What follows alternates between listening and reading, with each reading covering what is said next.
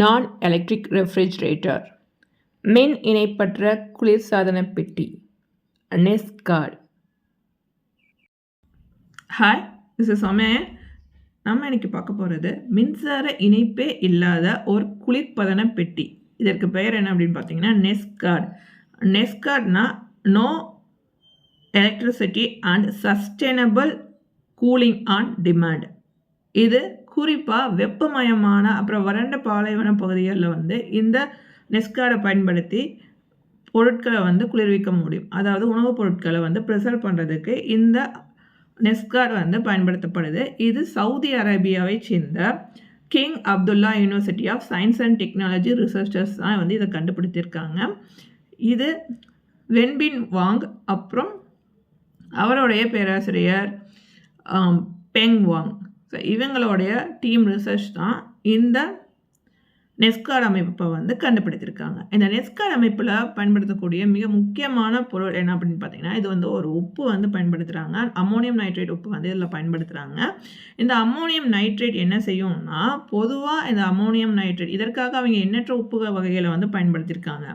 அதில் அவங்க பயன்படுத்தினதில் best result கொடுத்தது அம்மோனியம் நைட்ரேட். அந்த அம்மோனியம் நைட்ரேட் குறிப்பாக சுற்றி இருக்கக்கூடிய அந்த சுற்றுப்புறத்தில் இருக்கக்கூடிய வெப்பத்தை என்ன பண்ணுவோம்னா உறிஞ்சி எடுத்துக்கும்.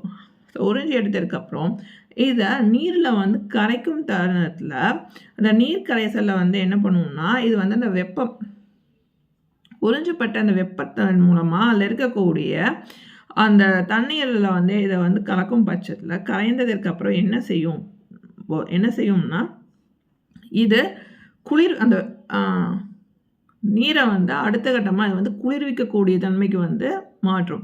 அப்போது அதை சுற்றி இருக்கக்கூடிய பகுதிகள் குளிரூட்ட அமைப்பை பெறக்கூடியதாக இருக்கும். இதை பயன்படுத்தி தான் இவங்க இந்த குளிர்பதன அமைப்பை உருவாக்கியிருக்காங்க. இந்த குளிர்பதன அமைப்புக்கு இவங்க பயன்படுத்தக்கூடியது பாலிஸ்டிரைன் ஃபோம் இன்சுலேஷன் பாக்ஸ். இந்த பாலிஸ்டிரைன் ஃபோம் இன்சுலேஷன் பாக்ஸுக்குள்ள இவங்க ஒரு மெட்டல் கப் பயன்படுத்துகிறாங்க. அந்த மெட்டல் கப்பில் தான் இந்த அம்மோனியம் நைட்ரேட்டையும் அதில் தண்ணீர் கலந்து ஒரு கரைசலை உருவாக்கியிருக்காங்க. இதுக்கு இவங்க பயன்படுத்தக்கூடியது 3D சோலார் எனர்ஜி ரீஜென்ரேட்டர் பயன்படுத்துகிறாங்க. இந்த 3D சோலார் ரீஜென்ரேட்டர் பொறுத்த வரைக்கும் என்ன செய்ய போகுது அப்படின்னா, அந்த அம்மோனியம் நைட்ரேட் கரைசல் ஃபர்ஸ்ட் அம்மோனியம் நைட்ரேட் கரைசல். இந்த அம்மோனியம் நைட்ரேட் கரைசல் என்ன ஆகும்னா இதில் சூரிய ஒளி படும் பட்சத்தில் அது அடுத்த நிலை என்ன செய்யும், இதில் இருக்கக்கூடிய அந்த நீர் ஆவியானதுக்கப்புறம் அந்த அம்மோனியம் நைட்ரேட் கிறிஸ்டலாக மாறி அதோட சுற்றுப்பகுதியில் தங்கிடும். அப்புறம் புவியீர்ப்பு விசையினால் ஒரு கட்டத்துக்கு மேலே இந்த அம்மோனியம் நைட்ரேட் கிறிஸ்டல்ஸ் தானாகவே கீழே விடும். கீழே விழுந்ததுக்கப்புறம் இது அடுத்த சுழற்சிக்கு ஏற்ற போன்ற தயார் நிலையில் இருக்கும். இது வெப்பநிலையை குளிர்விக்கக்கூடிய தருணத்துக்கு மாறும் பட்சத்தில் குறிப்பாக இந்த ப்ராசஸ் ஆரம்பித்த ஒரு 20 நிமிடத்தில் இது குளிர்விக்கக்கூடிய தன்மைக்கு போகும். 25 டிகிரி செல்சியஸில் இருக்கக்கூடிய வெப்பநிலை 3.6 டிகிரி செல்சியஸ்க்கு குறையும்.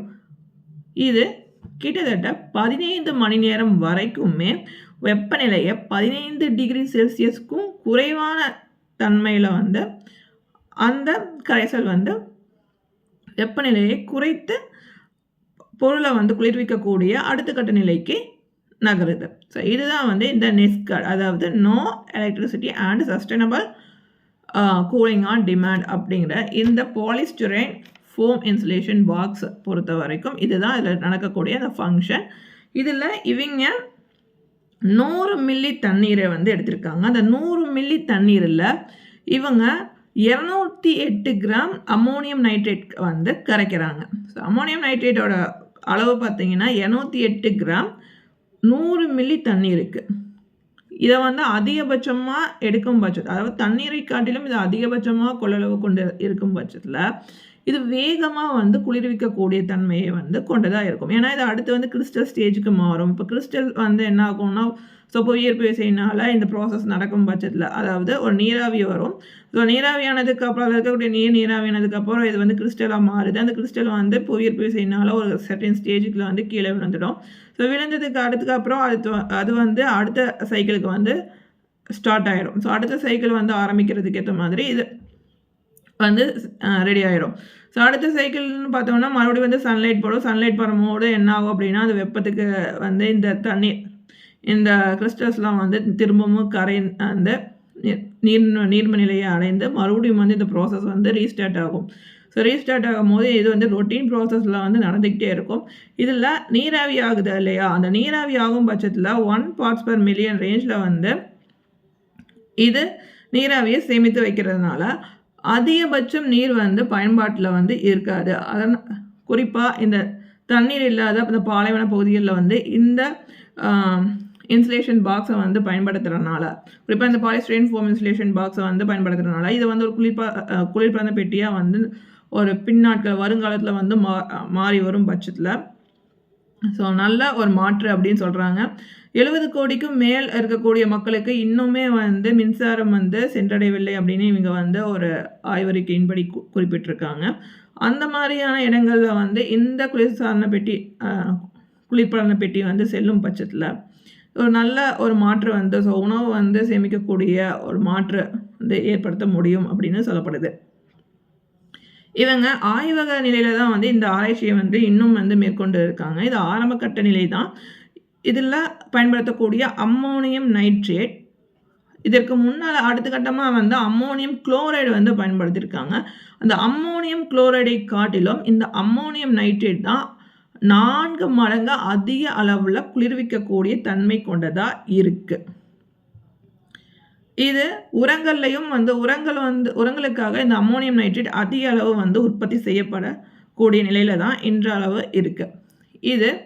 இது குளிர்பதன பெட்டியில் வந்து பயன்படுத்தப்படும் அப்படின்னா இன்னுமே வந்து அதனுடைய உற்பத்தி வந்து அதிகபட்சமாக இருக்கும். சில நாடுகளில் இந்த அம்மோனியம் நைட்ரேட் வந்து வெடிபொருட்களுக்காக பயன்படுத்தப்படுறதுனால இது முக்கியமாக கவனிப்புக்கு உள்ளான கண்காணிப்பில் இருக்குது. அப்போது வெடிபொருட்களுக்கும் இது பயன்படுத்தப்படும் தன்மையில் ஸோ பெரும்பாலும் இது எத்தனை நாடுகள் வந்து இந்த அம்மோனியம் நைட்ரேட்டை வந்து ஒரு குளிர்பதன பெட்டியில் பயன்படுத்துவதற்கு அனுமதிப்பாங்க அப்படிங்கிறதும் ஒரு கேள்விக்குறியான ஒன்று தான். ஸோ இந்த ரிசர்ச்னால் மாற்று வந்து கண்டுபிடிச்சிருக்காங்க. ஆனால் அந்த பயன்படுத்தக்கூடிய ஒரு முக்கிய கரைசலுக்கு பயன்படுத்தக்கூடிய அந்த உப்பு அது வெடிபொருட்களுக்கு பயன்படுத்தப்படாத ஒரு விதமாக இருந்துச்சு அப்படின்னா இது ஒரு நல்ல ஒரு மாற்றாக இருக்கும். ஸோ வழக்கமான ஒரு மின்சார இணைப்பில் இருக்கக்கூடிய குளிர்பதன பெட்டிக்கு பதிலாக இது ஒரு மிக பெரும் மாற்று என்று மட்டும் சொல்ல முடியும். ஓகே, இன்றைக்கி ஒரு மின்சார இணைப்பில் இல்லாத ஒரு குளிர்பதன பெட்டி. ஸோ இந்த இது வந்து எங்கே கண்டுபிடிக்கப்பட்டிருக்கு, ஸோ யாரால் கண்டுபிடிக்கப்பட்டிருக்கு அப்படிங்கிறத நம்ம பார்த்தோம். இது வந்து சவுதி அரேபியாவில் கண்டுபிடிச்சிருக்காங்க. ஸோ இது இன்னுமே வந்து ஒரு ஸ்டார்டிங் ஸ்டேஜில் இருக்கிறது தான். ஸோ இது வந்து இன்னுமே வந்து மார்க்கெட்டை வந்து ரீச் பண்ணவே இல்லை. ஸோ வந்து நாளைக்கு ஃப்யூச்சரில் வந்து இது மார்க்கெட்டை ரீச் பண்ணோம் அப்படின்னா ஸோ இதுக்கு வந்து என்ன மாதிரியான காஸ்ட் வந்து கொடுப்பாங்க அப்படிங்கிறது, ஸோ இதுக்கு என்ன மாதிரியான காஸ்ட் வந்து நிர்ணயிக்கப்படும் என்பது தெரியல. இதனோட விலை வந்து என்ன அளவுக்கு இருக்கும், இது என்ன எல்லா விதமான மக்களும் வந்து சென்றடையக்கூடிய வண்ணம் தான் இது வந்து வடிவமைத்திருக்காங்க.